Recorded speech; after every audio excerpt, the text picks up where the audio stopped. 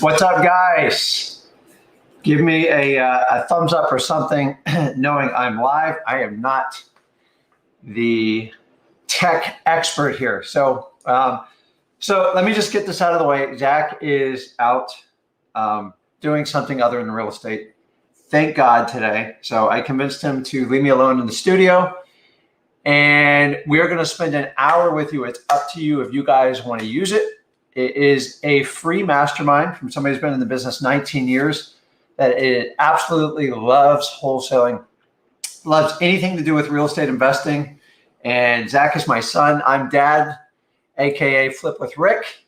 And I am here to help as many wholesalers reach that six-figure mark as fast as possible without actually paying a guru. Because you don't need to. You didn't pay a guru to learn your ABCs. Why are you paying a guru to learn wholesaling? It is actually simple. It requires some effort, but you would be amazed how effective and how much money you can make in real estate. So yes, I am starting a little bit early. I love to reward people a little bit early. So let's get at it. The truth about getting your first deal. So I'm not going to give you anything that is going to just blow your mind. The truth is, so many people are so busy studying, and so many people are so busy studying courses, trying to figure out the best, latest, greatest craze, that kind of shiny object to make wholesaling easier. And the problem here is a lot of you are taking it from what you learned in school. So if you're like me, you were in school, I was actually a terrible student. I knew I was never going to be a good student. And I was taught my entire life, because I wasn't a good student, I'm going to fail in life, and especially in business. And here I am at age 51, and I'm going to tell you, my inkling was correct when I was in school. I was diagnosed ADHD, although they didn't back then. I thought everything they taught was kind of boring. I asked questions like, why am I ever going to use algebra in real life? And why are we studying science, especially chemistry and biology, when I understand like the basics, but you're teaching me at a high level and I'm never going to regurgitate this information again, only to find out I was actually right. So we all take tests and we train and we regurgitate the information. We get an A, you get a high five, and you're done with the information. It leaves your brain. And it does not, well, what it does is it prepares you to be book smart. I was terrible at book smart. I couldn't do it. Zach is actually really good at book smart. Andy's an entrepreneur, which is a rare thing. But I could out hustle anybody.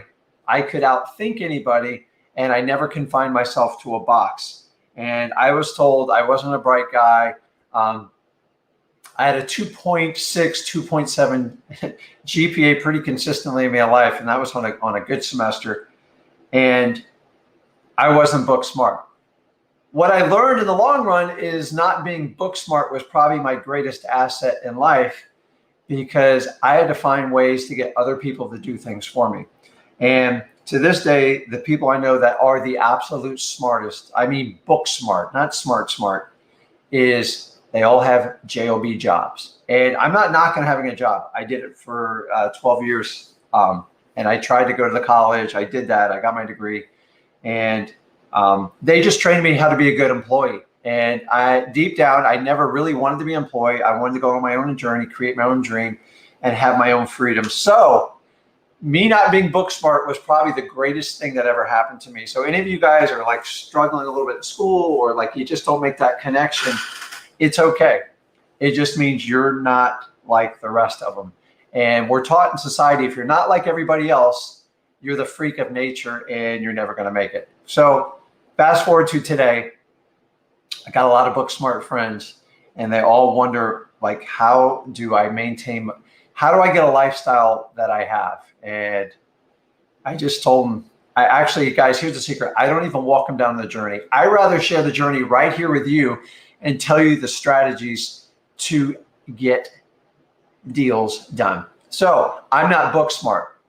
And I thought that was a liability. It was actually wound up being an asset because I just go out and hire book smart people. I get them at discount rates and they do most of the work for me. So let's talk about the truth of getting your first deal. The biggest truth you have to understand is it requires action. So you hear this word massive action. I hate the word massive.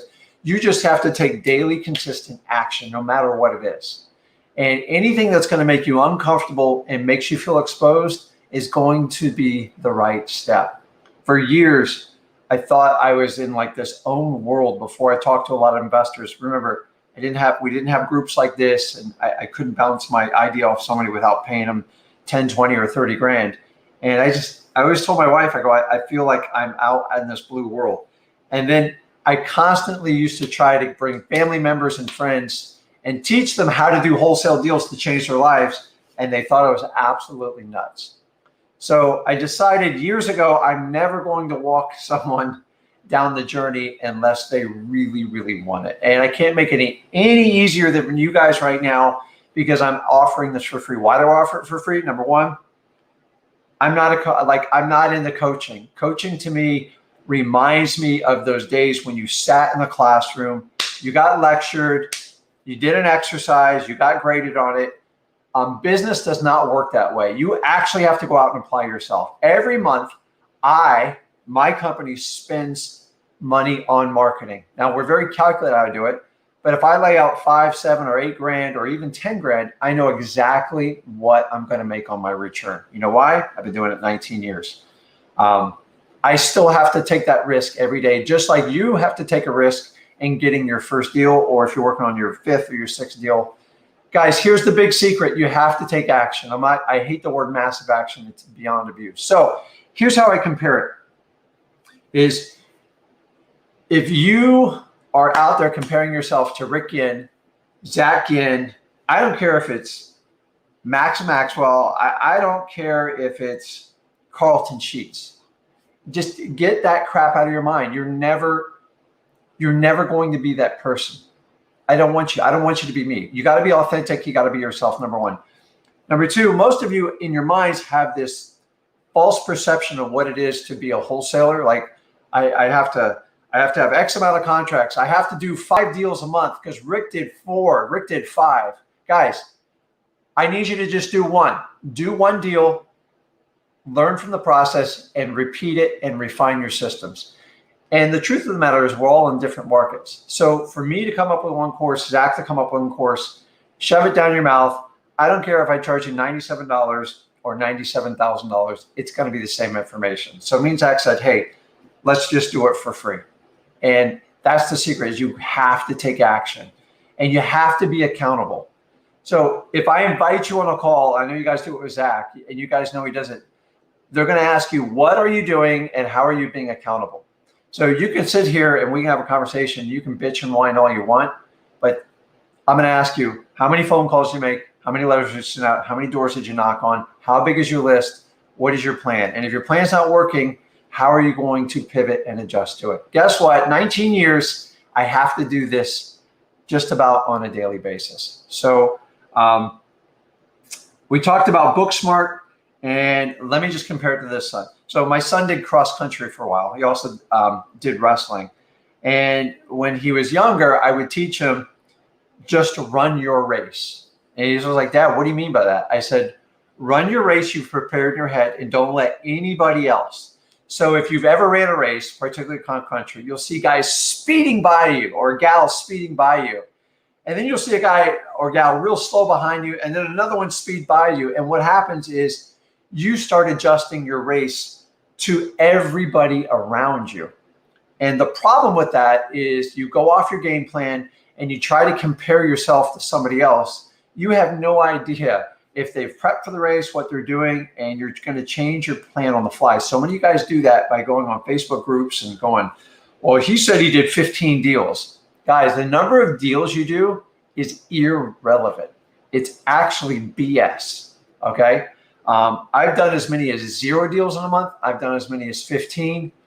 I've done one deal that's yielded more than most people would do in 2 or 3 years. Which do you want? I want you to be profitable, have time to do what you want, and really just be happy along the journey. So, so back to the cross-country story. So it's so easy when you're running a race, which you're doing in wholesaling, especially getting your first deal, and somebody zips by you and you go, oh my God, like Rick's flying, I got to go catch him. And then you sprint. And guess what? You run out of gas. You can't even finish the race. And if you just stick to your original game plan, your marketing plan, how many calls you're going to make, what kind of marketing you're going to do, how many appointments you're going to go on, learn how to negotiate, is you will truck by that other person because you had a plan and they were just shooting from the hip. So the only person you're in competition in wholesaling is yourself. And the only thing you should compare yourself is to your previous version. So if you want to be better this week, strive to be better than the guy you were, or the guy you were the week before, the day before, the month before. That's your only journey. So many of us have this false pretense. I got to do 5 deals a month and I got to do exactly what Rick and Zach does. It doesn't work that way. Guys, I was so ecstatic to have my first deal, and I'll let you know a little secret. Do not sit here and wait to be happy to get your first deal. You don't need permission to be happy. So Tony Robbins taught us all this: enjoy the journey. So get excited, have fun working up to your first deal. I don't care if you got to make 10,000 calls or 10 calls. Have fun, give yourself permission, because when you do your first deal, you go, okay, well, I get 3 deals, then I'm going to celebrate.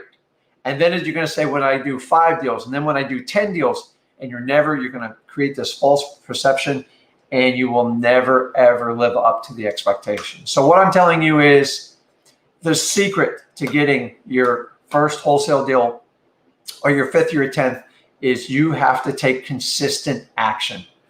The word massive action it's not correct, because you can take a lot of the wrong actions. So massive, it's a cute word, but you got to take precise, consistent action. So if you take a lot of action on Monday and you don't take any more action the rest of the week, you're wasting your time. It doesn't work that way.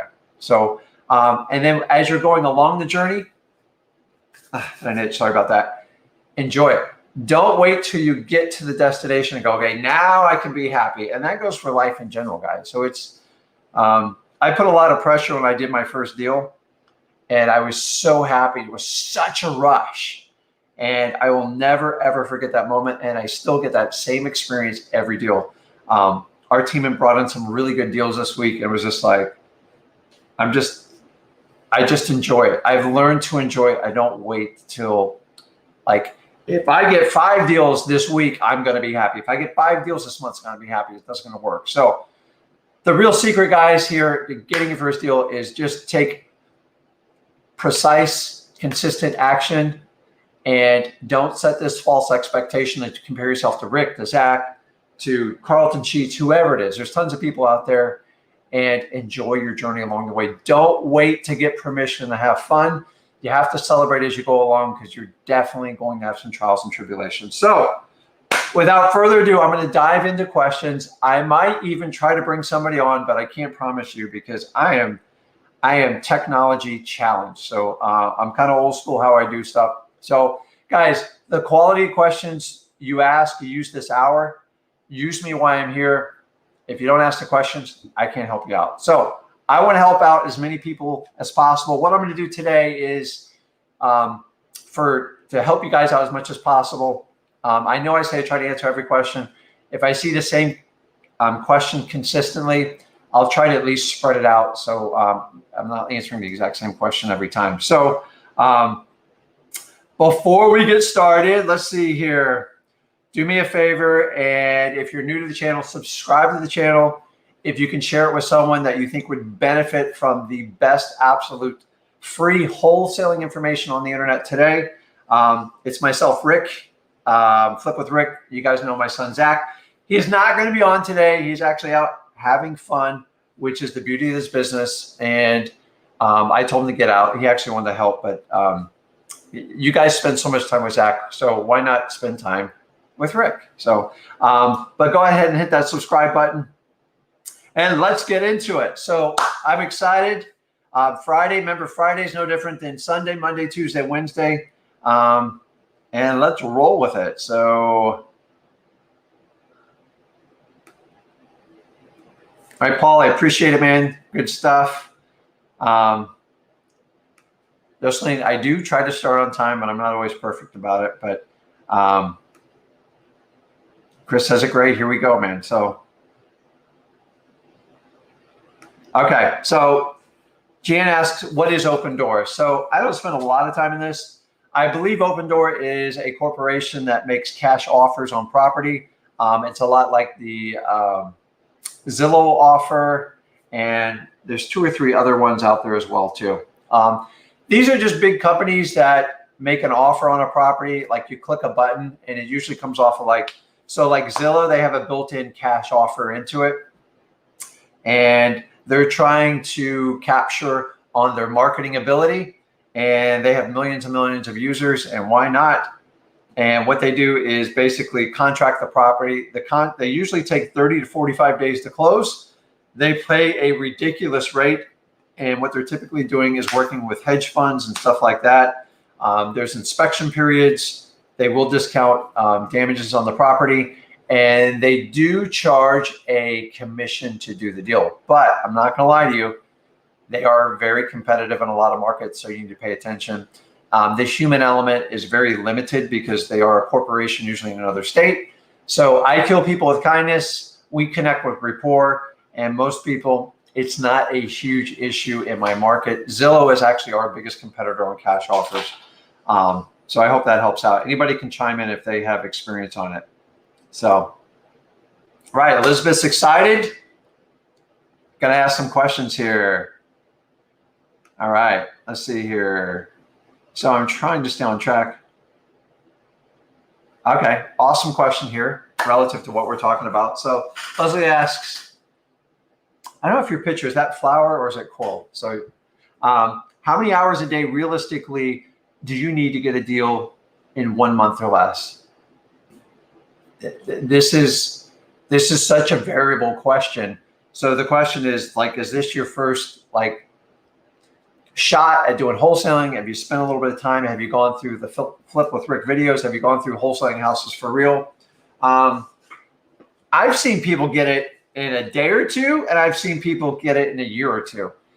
It's up to how much action you take. So if you take a ton of action, and action has to be events that lead you closer towards getting a deal. What do I mean by that? Any type of marketing action, mail, door hangers, door knocking, cold calling, SMS texting, referrals, working with realtors. I can go through the checklist.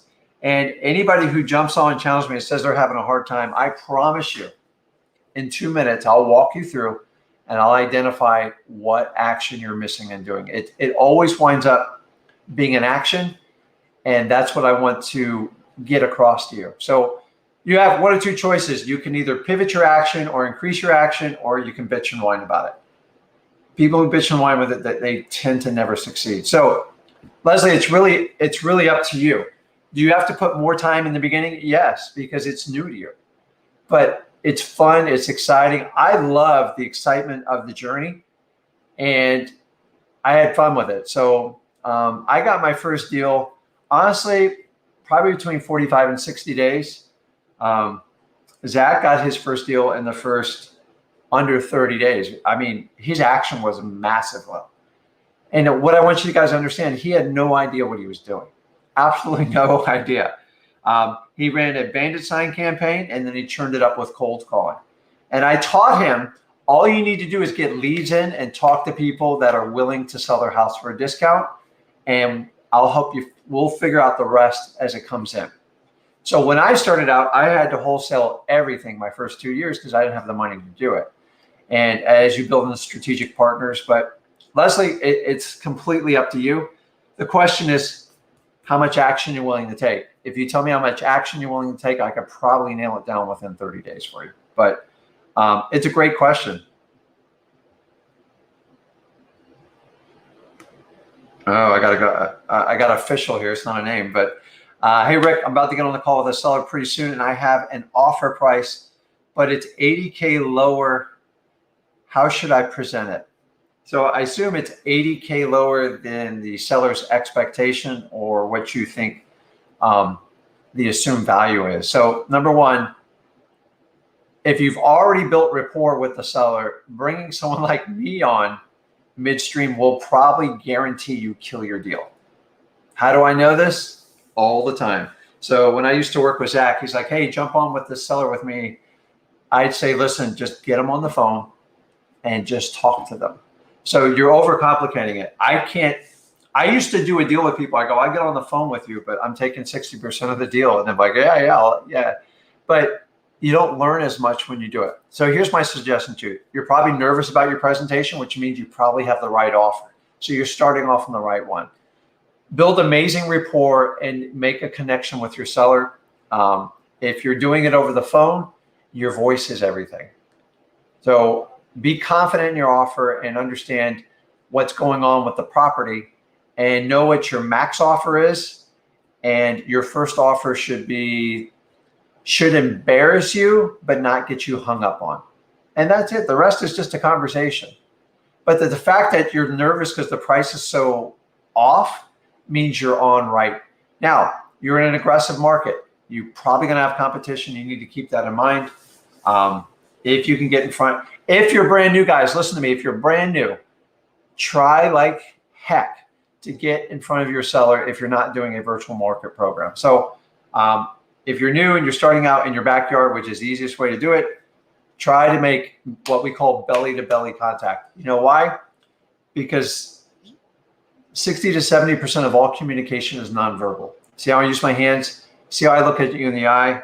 You see if I look down, I look up. You can tell so much when you're in front of a person. So official, make the phone call. Go make the phone call. Jump back on here if you want. I'll bring you on live and we'll talk about it and we can all learn from it. Completely up to you, or you can work with Zach when you do it. But you're on the right path that you're a little bit nervous about it. Just be authentic, be yourself, connect with them, and talk through the numbers with them. So you guys, you're going to get a reaction. It's the fun part of the business. So Bryce says, stay in your lane. I agree. Okay, I put some, so you guys can talk amongst this. So, oh boy, I'm getting phone calls here. Don't worry about it. I'm here with you guys. I can only do one thing at a time. Looking forward to learning. They says, what's up, Rick? So if you guys are just jumping on, Zach is off today. He has an off day today, so he's been answering texts and emails, but we don't have to have Zach for everything. And remember, I got Zach going in this business. He's obviously taking it to the next level. Is Saturday a good day to cold call? The first part of the day, yes. The later part, definitely not. So I prefer Monday through Friday, but if I'm going to do Saturday, probably like 10 to 2. After 2, nobody answers their phone.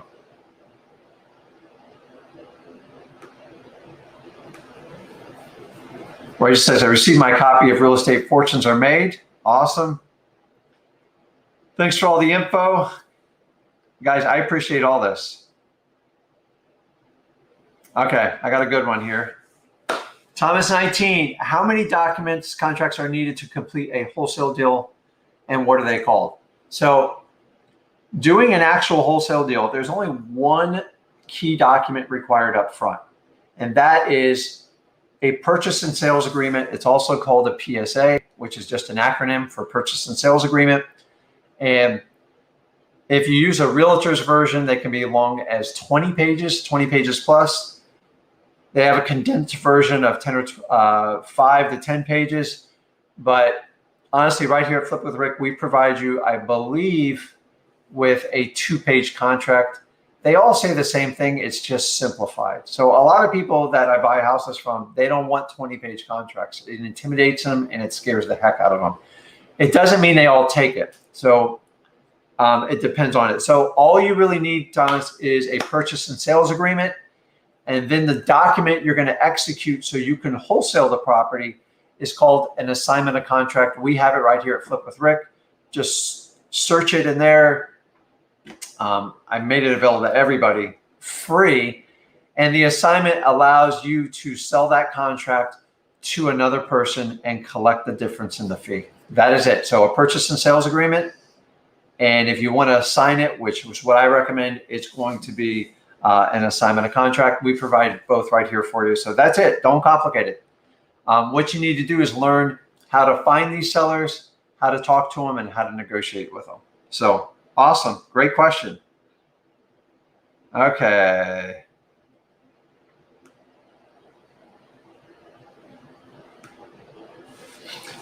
Liz asks, do you have a recorded phone conversation? We can listen to it. Just search, man. We got over 500 videos, 1 million recordings. Knock yourself out. I've probably talked to over 100,000 sellers, and there's very few things that someone can say to me that's going to throw me off. And guys, the more exposure you get, the more training you get, after a while, there's nothing they can throw at you that's going to phase you. Actually, there's 5, some people call it 6 objections you can get in wholesaling, and every one of them are going to like fall in a category. I can guarantee you, throw me an objection, I'll tell you what classification will fall in. Once you know how to respond to them, this business gets much, much easier. Okay, I promise you. So look around though. Zach has 1 million of them. Zach did cold calling for a 1.5 years on his own. He didn't even hire a VA. He actually did it out of his dorm room, and he got all his college buddies to help him out. And he has more information. He has more exposure on the cold calling part. But so the difference between cold calling and doing a final negotiation with people, we just got to be careful with people's privacy because sellers trust us, and I don't want to throw all their stuff out on the internet. All right, Big Willie style. Ask, how did you get started while working full-time? I travel some weeks over 60 hours a week. So that's a good question. So I did the college route, and you know, my dad said, you got to get a good job. And I told you, dude, I'm a solid, like, I don't know if it's C minus, it's not C plus, it's just mid C, 2.6, 2.7 GPA. And I worked for a car leasing company, actually, Enterprise Rent-A-Car, great management training program. And I did real well with them. I actually made 6 figures. And what they kept doing is moving me around the state of Florida. And what they do is they relocate me more than like 50 miles. They would buy my house, pay the realtor fees. And then I would, they actually packed me up, and I would take that appreciation or whatever, and I keep rolling it up. Well, I figured out the formula. I was making $40,000 to $50,000 moving every 2 years. I moved 4 times with the company. So I started down in Fort Lauderdale, Miami, and I moved about 125 miles north. And I got so good at it. It was ridiculous. So I started buying houses from realtors. I work with realtors, and I would just find the best value add house, and I would do it. I was working 80 hours a week, and I hated my job, and I hated every minute of it. And that's when I started reaching out to see if somebody would help me out. We didn't have all these beautiful tools you guys have then. So I had to pair up some people in the local market. Wasn't the best teacher, to be honest with you. They just taught me how to buy good deals on the MLS. And I just decided I was going to dive into wholesaling. And I flew all over the country meeting people and figuring out how to do it. And here's the key. I did not quit my job. So those of you who have this panic, you know why I didn't quit my job? I had Zach, was a baby. I had my daughter, which is a couple of years younger than Zach. I had a mortgage. I had an entire family to support. So I just knew I wasn't going to get ahead in the corporate world, and I watched my bosses get fired over and over. And so I came up with a 6 to 12 month plan. And the beauty of wholesaling, if you do it right, you can choose your method of marketing. So if you're tied up all day and say you want to do direct mail, it's advantageous. You know why? Because the leads come to you, and then you can return the calls at your convenience, or maybe have a partner, or maybe even an answering service answer your phones. But if you're not going to do that, you can do like an SMS campaign in the evening hours, send out 1,000, 2,000 of them, and you can respond it. So you get 24 hours in a day, Big Willie. I get the same 24 hours. You're just going to have to find to make it work. So I don't accept the normal lifestyle. Just quitting your job and doing it is not. if you get really good at wholesaling, you can work a full-time job and do it. So I work about, I don't know, 10, 12 hours a week on my business, and I have multiple real estate operations. I have a portfolio of rentals, I have commercial properties, and I do wholesaling. And I love the wholesaling. But to be honest with you, Zach runs that whole part with the employees, and Zach just reports to me, and I help with raising capital. And we all talk together, what's the highest and best use. I never see the properties. I never do anything with them. And I just run the business. So Zach's knee deep in the operations and he loves it. And so you're working 60 hours a week. You get 24 hours a day. You need to find it. So I assume you need 6 to 8 hours of sleep. Do your math backwards. But remember, this business isn't about how many hours you work. It's how many effective hours you can connect with people. So remember, if you do one deal and you make 50K off of it, would that make a huge difference in your job? And it probably would. If you did 2, if you did 3, and that's how I looked at it. Maybe you can still keep doing your job and find somebody to help you do some of the other stuff. I'm not a big advocate of just quitting your job. Now, if you're single, you have no responsibilities, knock yourself out because you got nothing to lose. And age doesn't matter. I didn't start till I was 33. So, Bob says, hey, what's up, Rick? Okay, Elizabeth's got a question. I knew she'd roll in with one. Starting with a text, it's a good idea, or cold call. I'm a stay-at-home mom, so I'm kind of hard to keep everyone quiet enough to do hours of cold calling. So, by the way, you'll never have like complete quietness. So I'm used to it. So I've had the dog barking in the background. I actually had VAs where they had chickens crowing in the background, which created problems for our marketing business. But so the first question is, you asked, should I do texting or cold calling? What fits your personality? Do you enjoy cold calling? It's not my personality. I hate bugging people. Like it's just not my DNA. I just don't like doing it. I do like the texting because to me it's scalable, and eventually it is going to go away. Is it getting more saturated markets? Yeah, absolutely. But it's really easy. So if I'm on a limited job, or you say you got an hour to get stuff done, and you got the kids running around.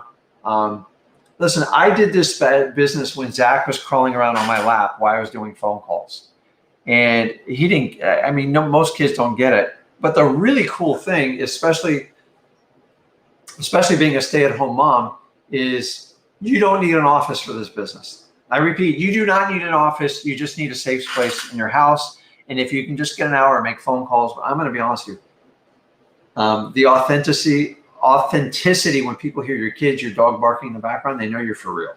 So use it as your advantage. Don't worry about it. You don't need this perfect environment, guys. It doesn't exist. It's bullshit. Sorry. Zach's going to get mad at me on that one. Just do what you do. So if you naturally don't like cold calling people, don't do it. Either get a partner or find another medium to do it. And for those of you who go, hey, I'm just going to hire someone to do cold calling. If you don't understand how cold calling works, you're going to be taken advantage of.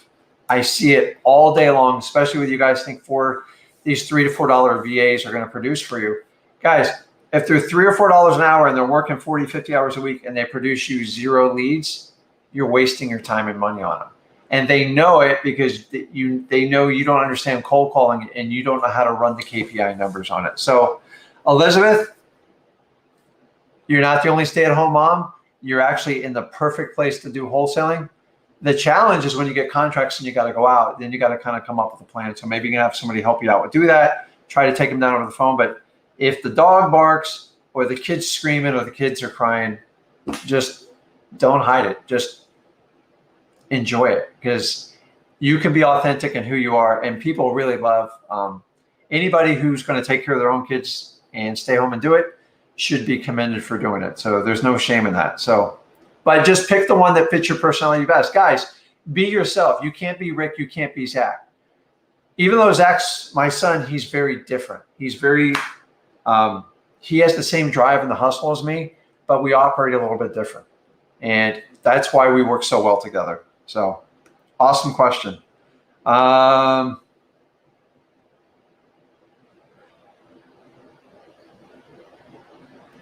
Okay. So Isaiah asked, Rick, you happen to know anything about wholesaling in Southern California? I just know your prices are expensive over there. I've text blasted tens of thousands of contacts and haven't scored anything. Any advice would be appreciated. So number one, some of the biggest wholesalers I know are in Southern California. So you have to make a shift. I'm going to be honest with you. When you say tens of thousands, it's a very vague number. I don't know if that's 90,000 or 15,000. So what I would do is first start with your list. Where are you getting your list from? What's the criteria, the filters on your list? And are you targeting the right list? Number two is what kind of SMS message are you sending out? What's your deliverable rate? And have you tried to connect to anybody in your local market to see if they're having any success? Guys, it's not about comparing yourself to somebody. Is like right now, I just got a phone call of someone I've worked with for years. Somebody that purchased one of my old products a long time ago in my probate. And we've actually become like really good friends. And we just share marketing data. And we're brutally honest. And we're on the other side of the country. And it works really well. And he or she tells me what's going on over there. We talk here. And I learn a lot from doing that. So Isaiah, I do the connections. I would really look at your list, because when you guys are marketing, there's a risk when you do it. And if it doesn't work, you have to look at your data. If you're doing over and over 10,000 and you're getting nothing, you have the wrong list, the wrong message. Something is missing there. So I would go back to the basics and see what's going on and like figure it out. That's what I would do. The list is everything. It doesn't matter what if it's not the right list. So I don't know if you're doing high equity, if you're doing vacants, I would start with there. Is wholesaling single homes easier than new land? It doesn't matter. It doesn't matter. A lot of people like land because you don't have to deal with the real estate, and it's almost always cash and it moves very fast. I like single family because you can typically make some bigger spreads, but land moves very fast. You just have to know what your land values are in your particular market. Sometimes it's block by block. A lot of times a single family home, it's much easier to figure out what the value of it, but it takes longer. You got inspections and tenants. The beauty of any type of vacant land is there's no tenants. And that's why people really love them, and people avoided them like forever. So Les, which do you prefer to do? Either way, you're dealing with humans. Sometimes people go, man, I can't deal with inspections on properties and I hate tenants. I'm just going to do land. Or people go, well, land's just boring. There's nothing there. I like the single family. You do that. You can do apartments. You can do commercial. It doesn't matter. Do what fulfills you the most. I've seen them both make incredible amounts of money. I'm a single family guy. That's just what I do because it's an endless, there's so many clients. It's easier to do. But in like South Florida, we're running out of land. So it's getting less and less ideal on it. So good question.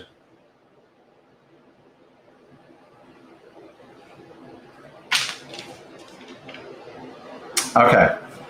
I love these questions. These are getting good, guys. So Alexander asks, hey, Rick, how do we research for secondary markets where it's not so saturated? Really, really simple. You guys have the greatest tool. I never had this tool till like 3 years ago. Actually, I think it's 4. But just use listrei.com. And all it is your connection. You get a 7-day free trial with PropStream. I use this for my virtual markets. It absolutely changed how I did virtual marketing. It takes a while to figure out a market that you're not in.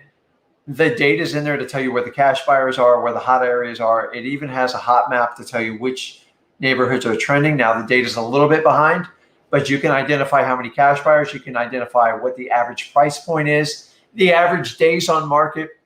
In the old days, we had to get so much information from realtors, from county websites, county property appraisers, public records. It was just an enormous task. So, and with listrei.com, it's all included in your subscription. So guys, you get a 7-day free trial period with it. Go ahead and check it out. $97 plus you get the 10,000 leads. It's a no-brainer. And the pre-probates, we talked about that last week. It's absolutely amazing.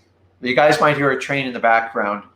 My studio's out here by the water, and we got train tracks. So I'm not doing like trains by hobby. So it's gonna like whistle here. So Alexander, listrei.com.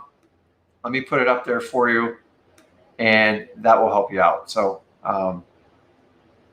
really, I mean, the technology is absolutely amazing, but we still have to do the human part.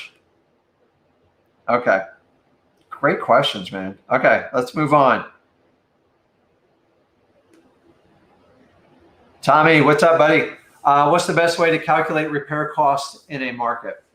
So the best teacher for you is going to be experience. What you have to do is figure out, so if you're working in a particular neighborhood or usually a particular zip code, I always try to like micromanage. Macro, what it costs in Southern California compared to Southern Florida is usually night and day. So what I try to do is take my local market, and then you can figure out what it costs to repair a master bathroom, a guest bathroom, a kitchen, and then the cost for flooring and the cost to paint the inside and the outside of the house. That's all you ever really need to know. If there's any type of major structural stuff, you got to get like estimates, especially foundation. But like a typical roof on a 1,500 square foot house in Florida is between $14,000 and $18,000. I'm talking about like shingle roof, even metal. That's about the same cost. It's just a huge weight right now with everything going on. A master bath right now, it's taking a lot longer. A master bathroom is running between usually $10,000 to $12,000. I'm talking about putting in a shower, ripping it out, new vanity, make it nice and beautiful. A kitchen, these things have gotten out of control. The options are getting ridiculous. It used to be $10,000 in my market to put an average kitchen in. Right now with appliances is $15,000 to $20,000. And that's not a lot of bells and whistles. Just the costs have gone up tremendously. Once you identify that, you can quickly go when you look at it and she's like, they always say like this, the kitchen's a little outdated. Right off the bat, I know the kitchen's shot. So if I'm going to try to wholesale it, or if I'm going to sell it to another investor, they're going to discount what the kitchen is right off the bat, and you need to calculate that in your numbers. As far as painting the inside and outside, it's like always a standard number. The only ones that draw a red flag are smoke-filled houses. They're very you can double the price of the painting because there's a huge treatment has to go to get that smoke out. And guys, it's not covering it with kills. So what I want you to do, Tommy, is you can do the estimate. You can even do some internet searches or even work with like some local contractors and just ask them what's the average cost of a kitchen. Do not get into the rehab game. You just want to factor these numbers in when you make your offer. Guys, rehabbing is a sucker's game. I'm telling you right now. Don't be a wholesale flipper. It doesn't work. So I've had many projects I've been talked into rehabbing them over the years. And in the long run, if I just took that property, took it to market, even wholesale, I would have made the same, if not more money in half the time and eliminated my risk. So learn from me. Rehabbing is like a disease. People just feel like they have to do it, especially anybody that ever took the Fortune Builders class, which by the way is 30 to 50K. They have this disease where they have to rehab everything no matter. They'll even take a brand new house and try to rehab it. Just blows me away. Good question. Just learn what the average kitchen, bathrooms, and flooring in your areas. So like paint an average 1,500 square foot home, inside and outside's 5 to 7K. So that's light colors. If they have dark colors, you can probably add like another 1,500 to that. So good questions, man. All right, Isaiah's got a good one. Rick, I use PropStream for lists. Any other places you like to pull lists? What is your favorite place to skip trace? So let's take the questions in order. PropStream's always my go-to with listrei.com. I like the data, plus it's prepaid. And if you do it on a cost basis, I mean, it winds up being like a penny per lead. So you're never going to beat the price through listrei.com. I've tried it every which way, guys. By the way, I've tried every list service out there. If you have a question on list service, go ahead and put it in the questions. I'll just give you the truth on it because I've spent a ton of money I've spent millions of dollars on marketing. I can tell you what works and what doesn't. So the backup one I like to use is ListSource, which is owned by CoreLogic. And it's a little bit pricier, but some of their data is pretty good. So I like to mix it up a little bit. They have some specialty lists that I can do. So let me give you a little example. So, well, Rick, why would you pay more? In certain markets that I market to, we market to townhomes, because townhomes are now like the starter homes in Florida. Why? Because they're about 30 to 40% cheaper than a regular house. So if you look at it, 30, 40%, those are the new starter house. Well, how do I get that data? Well, PropStream doesn't allow me to filter that data. ListSource does. So that's an example where I would use ListSource. So if I can use a PropStream, but PropStream, I will be honest with you, listrei.com, their vacant data it's superior to anybody else's I've done. So that's number one. As far as skip tracing, I'll show you exactly who we use.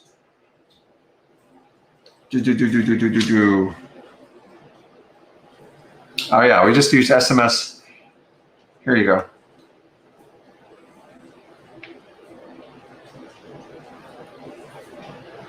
You can do everything through SMS, Zach.com. Just go there, check it out. You know, skip trace is skip trace. You're just trying to get information on people to get it going. So what else? Any other questions on there? I just try to be consistent in who I use, and I like to use things that work. I'm not going to say they're bash companies, but I've tried them all. I've tried Melissa Data, Listability. There's 3 or 4 others out there, and I mean, the results were miserable. I just went back to old Reliable. So, okay. Good question, Isaiah. All right.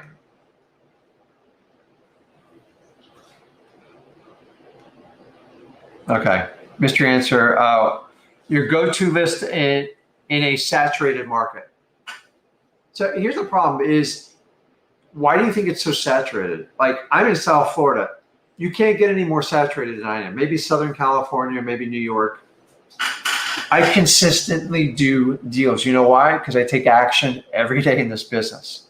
And it's not about like running around with my head cut off. I did that in the beginning. I did whatever I had to do. I was a one-man army, and there's no problem with that because I learned a lot. I learned what you go through on an average deal and what it takes.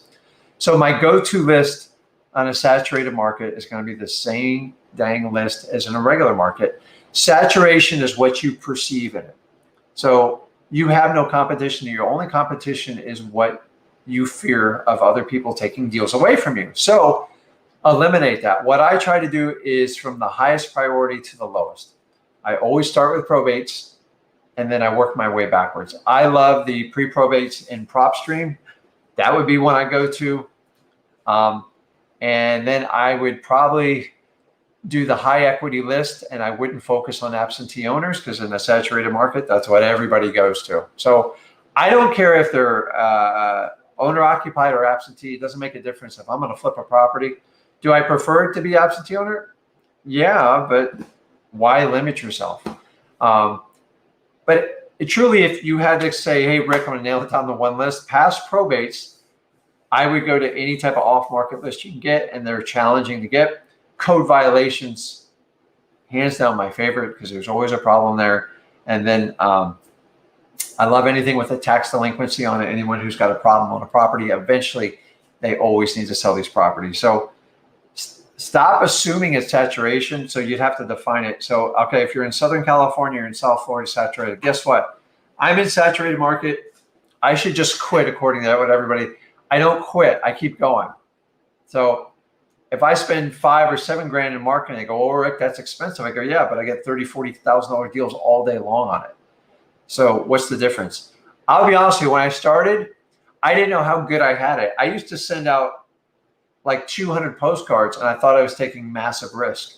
My phone rang off the hook. It'd take me a week to get through the leads, but I was literally going to crap in my pants when I send them out. So fast forward today, I'm spending a lot more money. I have a lot more people work with me, but I'm still getting really, really good returns. So it's all relevant. Yes, you are going to have to take some risk. Your biggest risk in wholesale is your time, and you're gonna have to spend some money.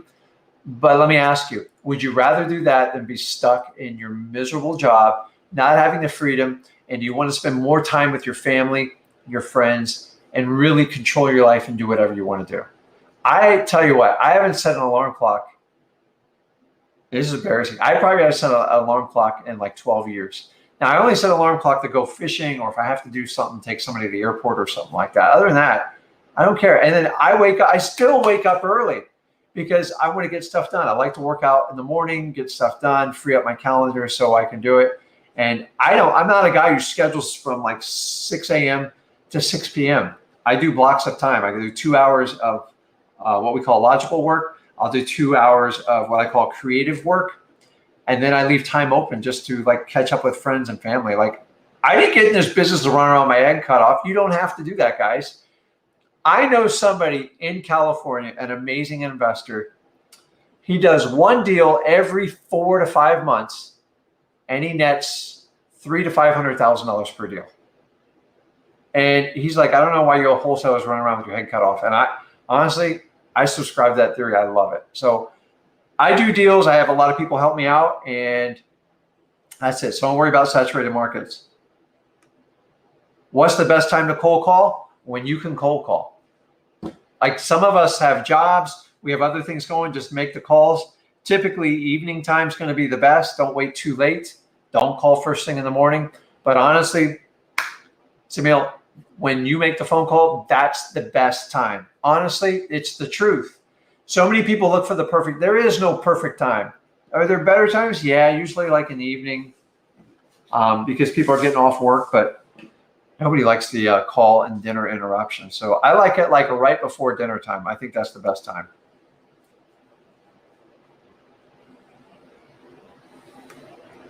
All right. Brandon says, I cold called my Driving for Dollars list 500, didn't get any motivated sellers. Then go get another 500 and do it again. And keep doing it. Put them up on a follow-up SMS campaign and just keep going. Try to do door hangers. You can do the urgent package. There's a company that makes them. You can Google it. Don't take the FedEx and the postal packages because it's actually theft. And you can put an urgent letter and set it up on the door when you go back out and doing your Driving for Dollars. Just keep going. Like, keep going. You're driving for dollars. I always overlook this one because it's a manual thing. Some of your best ones, my best deals, like when I found probates, they were always the best deals. And Driving for Dollars will find you a lot of probates because they're vacant, uncared for, beaten down houses 9 times out of 10. So Brandon, just keep going. 500 is nothing. Just keep plowing through. Eventually something will bust. The question is, are you going to bust or are you going to bust them? I'm telling you, just keep going. It will work. I promise you. Time and consistent action will get you to your first wholesale deal. Keep driving, man. Oh, I love this one. So Tom Gallen asks, are you a fan of high volume dials with a power dialer or more focused list than a single dialer? Me personally, I just hate the thought. Now, you're coming from a guy who had an office with a boiler room, okay? And by the way, Zach was part of my boiler room when he was in college. And we had, like, those partitions. And if you ever guys saw the movie Boiler Room, where they just go around and they just call all day. Well, we did that with the Mojo dialer. And my job was to feed 50 to 100,000 leads per week. Do you know how stressful that is on a skip trace? And I mean, it worked. We got deals out of it, but it was like a job in itself. It was beyond stressful to get people to show up to work, have them come in the evening. We gave it up. It was because the cost of, when you get a $15,000 skip tracing bill, and then you got to cut all the employees in, pay their hourly rates, pay the office. It was an extraordinary bill. And we were making money, but it was a lot of work. And I don't like doing it. So I like option B a little bit better. But if you have that boiler room mentality and like you get high energy, Zach used to love that. So what he did is he created an environment in his dorm and he rewarded people that helped him connect to motivated sellers. And that works. The problem I have with cold calling, the high dollar thing, it's not as scalable as you think it is, because you gotta skip trace it. You gotta pay the employees. And then if you really want to run a big center, you actually have to have a lease or either own the real estate. When you start adding up these numbers, they can be hundreds of thousands of dollars. So I don't want you to spend that kind of money, Tom. I'd rather you take a warm list, like a probate or a pre-probate, get those phone numbers and just single dial them. It's really that simple. It's manageable. If you've ever tried to call, so we used to be able to dial 300 to 400 numbers per hour. And you start doing these numbers, man. I've never seen worse burnout when you sit there and just shove phones on there. People can't keep up, man. It's torture. And by the way, when you put all those dialers, if you guys never experienced like Mojo, I think Zen calls some other ones, is they actually hang up on, like they'll call 3 or 5 people in a row, and whoever answers first, the others get an automatic like voicemail, and it's usually some BS voicemail, like, oh, I can't hear you. And we didn't feel good about it. And everyone I've studied across the country, they have these big clients, they're expensive. And the only way they make money is they outsource. So they find people like you, especially a beginner wholesaler, and says, I can do all your cold calling for you. And they're going to charge you some crazy rate. And if it was successful walk through, I would do it. I've tried them all. None of them have worked for me. It's just my experience. So single dialer on a more focused list is far more effective use of your time. Okay, we're going lightning round, guys. I got 10 minutes. So what list should I pull first? Niche list, because not so much money to invest. So if you're in the sweat equity mode, which you are, Freddie, you need to go get your code violation list, your tax delinquency list. And here's the best list for you. Driving for dollars. Just go around and look for properties that look suspect. Blue tarps. My favorite, if a property's missing a mail receptacle, let your friends, let your family know what you do, and let them know if they know of anyone who's interested in selling a property. By the way, some of the best people that have ever, here's a little secret. My acquisition managers, 90% of them were a bartender at one point in time. You know why? Because bartenders can talk to anybody. I've gotten more deals from bartenders probably than any other source outside of realtors. Just a tip for you. So, Freddie, just grind away. You can do it. It's just you're going to have to work a little bit harder and get these lists. And the driving for dollars list is something that you just go around, collect them, and that's the easiest way to do it.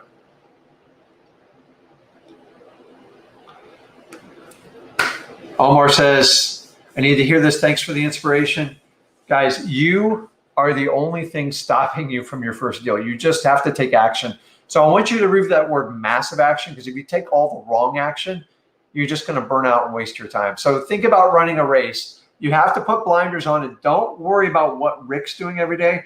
Don't worry about what Max Maxwell's doing. Don't worry what Zach's doing. Because listen, you have no idea the struggles people go through. If I told you how many failures I had to go through to get to this point this day, I don't think people would even believe me. And you guys heard all the stories. Michael Jordan, the whole thing. He just didn't get good overnight. He just consistently perfected his craft. And that's the only difference I've done. And Zach, luckily, he started at an early age. And I decided I was just going to make things better for my kids. And by the way, I never forced wholesaling on Zach. He just saw that my dad spends more time with me than any other kid I know in my school. And that's how we got curious about it. So he actually worked a regular grocery store. You guys have heard his story. And he just decided he couldn't trade his time for money. And I told him from day one. And I told him, book smart, it's going to make you feel good, but it's not going to give you the lifestyle that you want. So, okay, lightning round. I got to keep moving. DeAndrew, Rick, do you recommend getting a general liability insurance policy? I'd have to know more about you, but if you're doing true wholesaling, you shouldn't have to need it. So you're not licensed, you're not regulated, and you're never owning the property. So the only liability is if you do something absolutely crazy in someone's house, which I've never trained or Zach's never trained you to do it. So as of right now, I would hold off unless there's something else I'm missing. Remember, when we're wholesaling, we're not actually owning the property, guys. We're just putting them on contract and we're selling the paper. Now, if you're buying a rental property or a commercial property, it's a whole different story. So, but if you're starting out wholesaling, absolutely not. Okay. Wait a minute. I missed it. Okay. I'm getting caught up here. I got behind. Dang it. Okay, you guys got a lot of questions here. Trying to. Okay, so okay, I got to speed through some of these. So I've been trying to do on market with no luck. By the time I put an offer, because there's 100 offers already. Yeah, we don't buy stuff on market. It's just a waste of your time. All off market stuff, you have to go out and find your motivated sellers. By the time they hit the market, you're wasting your time. I never. The only time I bought off market was in 2010 to 11. Was amazing, and back in 2003, but people couldn't move deals, and that's why we bought them. So you do not want to be where everybody else is. You have to be in the opposite light of it. So get off the market, off market deals, code violations, any type of leads, driving for dollars. You need to get them before they go on the market. Okay. Oh boy. Okay, guys, I'm going to answer the questions we have right now. And let's see here. Okay, I'm trying not to answer the stuff same twice so we can get as much data out to you as possible.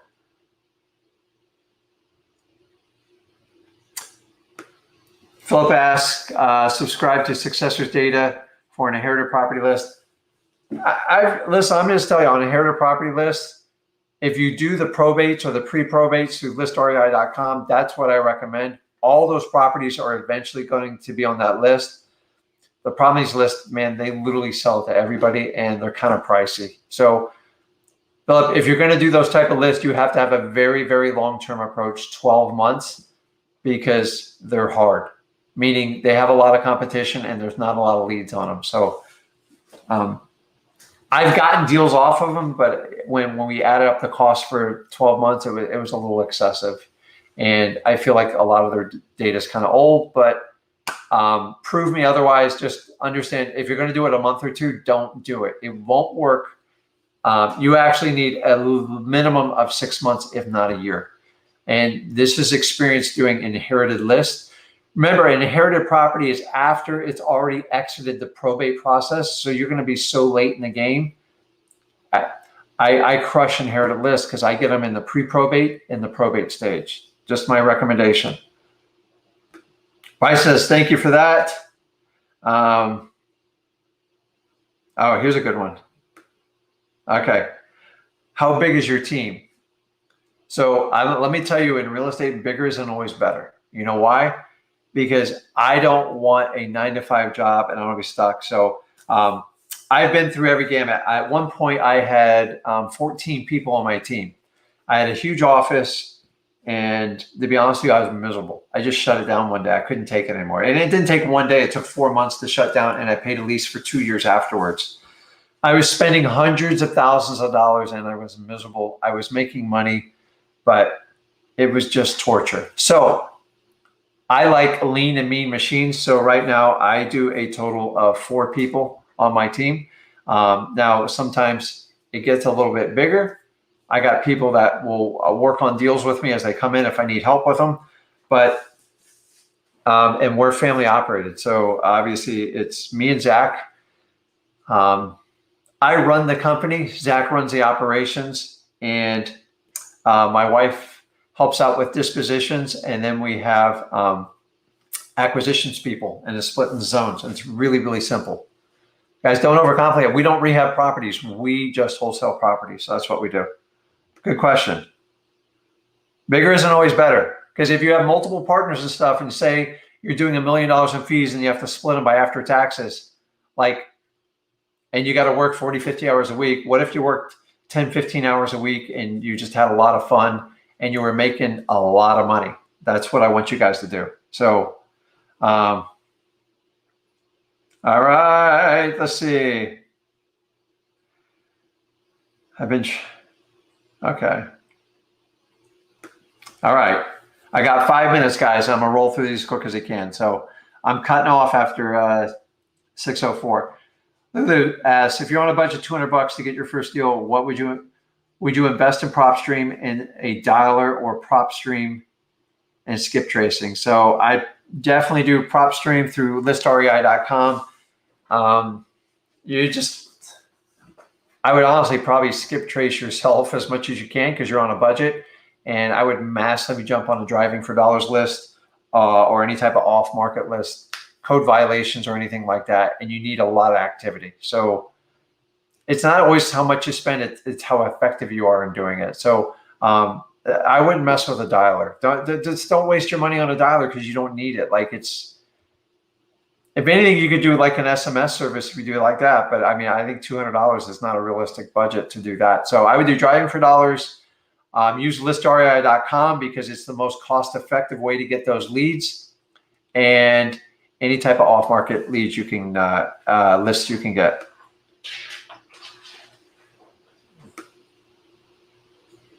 Oh, cool! I appreciate. Hey, I saw your name, Samil. I love it. I think it's a really cool name. So, a dose of Samil. I like it. That's cool. Okay.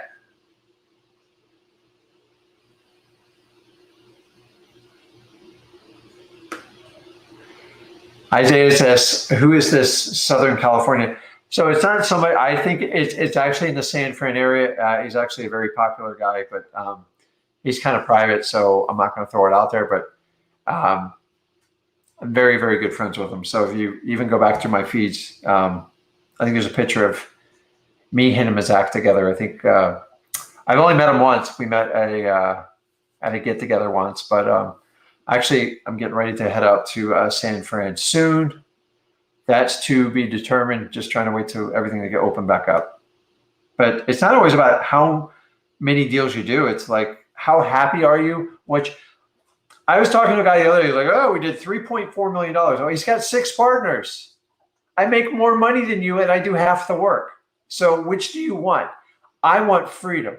I want to be able to spend time with my family on a minute's notice and do wild trips, do fishing trips, and have fun. But if I got 6 partners, all this other stuff, like this guy had so many damn meetings going on every day. I'm like, he goes, what's your meetings look like? I go, that's pretty straightforward. Me and my son sit down, we go through the properties, we go through what needs to be done. We look at our goals, we look at our KPIs, and we just talk every day. But it's like, I love EOS. If you guys look up a book, EOS, it tells you how to effectively manage a team so you don't waste time, and I fully believe in it. But I don't want to sit in meetings like all day and like just repeat numbers. Okay. We're winding it up here. All right, I got one. So Lucan, as a teen, 15, I think we spoke the last few weeks. So how to deal with doing this virtually and out of state. With taxes, how does it work when you're not in the state you're wholesaling in? So I'm not, you're way ahead of the game. And don't, guys, if you try to do it by taxes, you're going about it the wrong way. So simply how taxes work, it's the state that you reside in, your business. That's how you're typically going to be taxed. So if you have a corporation or an LLC or you live individually, that's how you're going to report your taxes. So whatever your state tax is, that's how it's going to work. How to do it virtually, listrei.com. It's not complicated. If you can do it locally, especially at your age, you're going to learn a heck. That's going to be your easiest path to resistance. I don't know what state you're going to be in. You can do this anywhere. You're not confined. Technology gives you the ability to do it. What you have to do at 15 is I would become a master at trying to talk with people. And here's the key is start with your family. So a long time ago when I used to teach my son, so I'm big on getting kids involved in sports. I think boys, girls, it doesn't matter. Teaching them teamwork, how to push their limits and how to communicate. But like my son after a wrestling match, especially if he lost, he gets so down on himself. And like the coach used to like, Zach would look down. And I remember at one point, the coach would grab his head and look him up. And he goes, you look at me when I talk to you, like we're going to connect, you need to connect. And I used that as a teaching moment with Zach. And he's learned by making eye contact with people, you have their engagement, you know they're listening to you.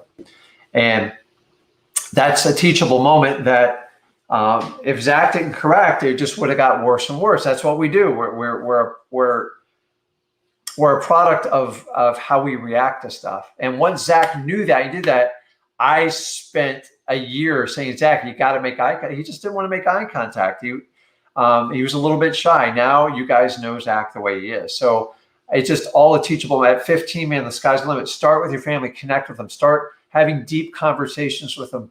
Do more listening than talking. At 15, you'll be able to blow the sky off of it. So think long term. By the time you're 18 and 20, oh my God, dude, you could run circles around Zach. You have so much technology in front of you. So stay active on this. I'm teaching you for free. I want you to jump in. A lot of the research, if you want, especially at 15, you can do on your own. You don't require all these services. It just makes your life a little bit easier. So next time we're on next Friday, let me know what your market you're in. And I tell you what, if you're on, I'll jump you on.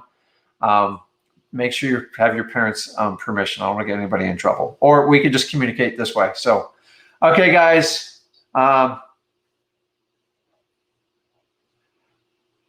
Let's see.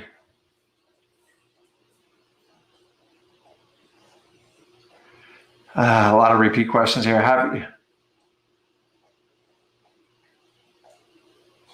Your niche.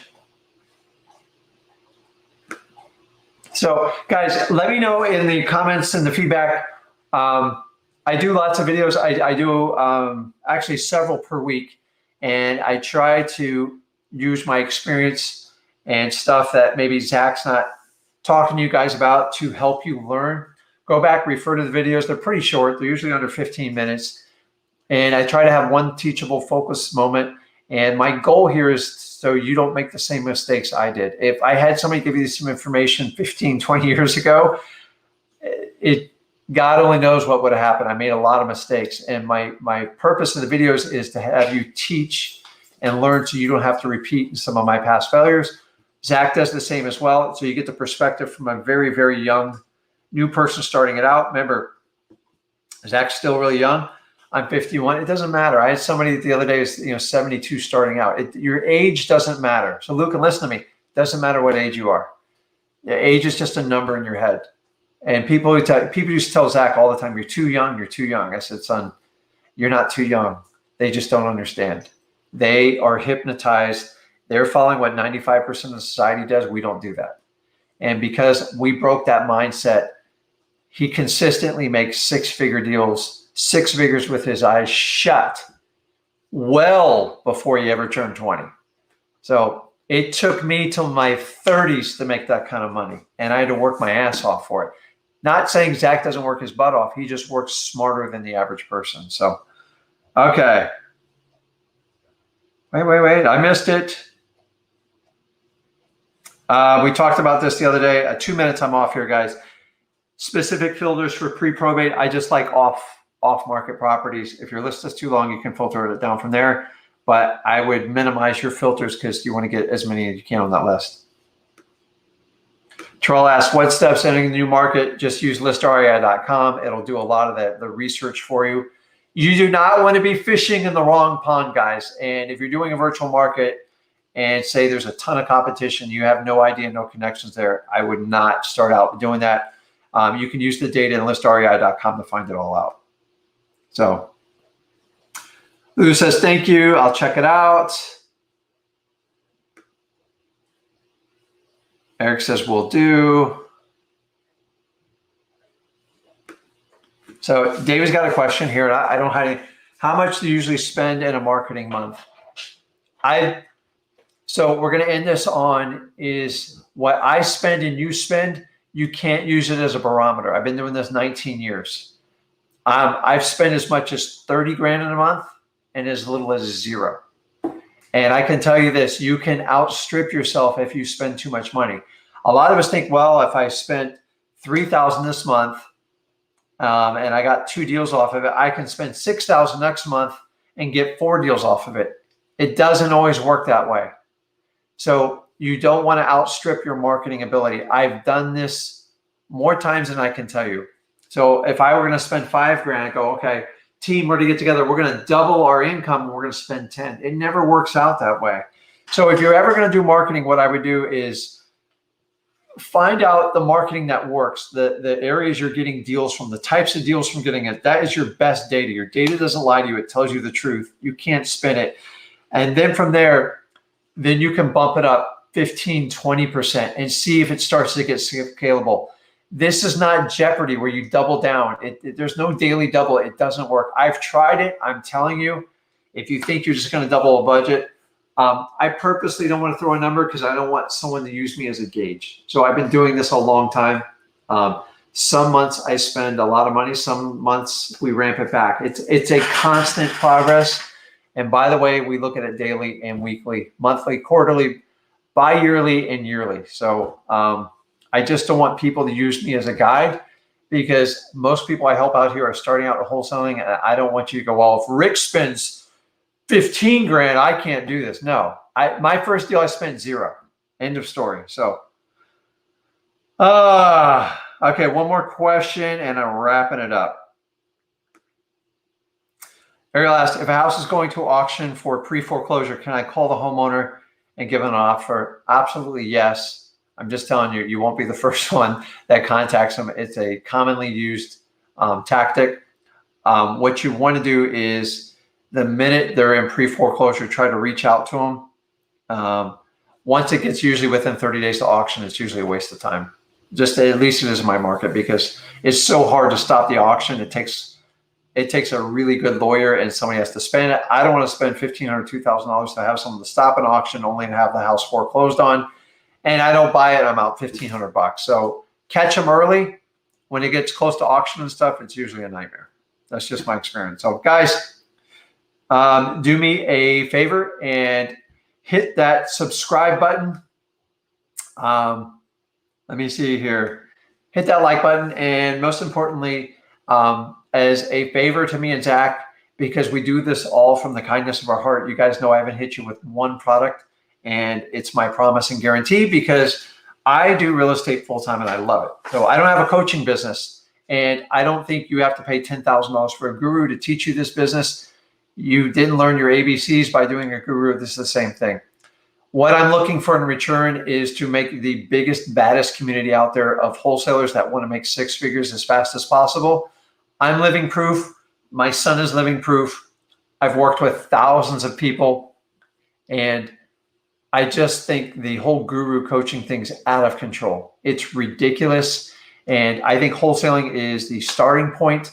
It is the gateway to get into real estate investing. And I just want to get you started on that. If we can develop a relationship from there, we'll have fun by growing an unstoppable, unfiltered community where you know you're not going to get pounded over the head. The only way you can do that is you have to subscribe, you have to share, you got to like the videos, and just learn, guys. And let's share our story and have fun with it. So I will see you in the next video. You're probably going to see Zach next. I know he's got some stuff lined up, which should be a lot of fun. So guys, go out there. The only thing stopping you from getting your first wholesale deal or your first $100,000 net income from wholesaling is you got to take consistent, regular, precise action. I know you can do it.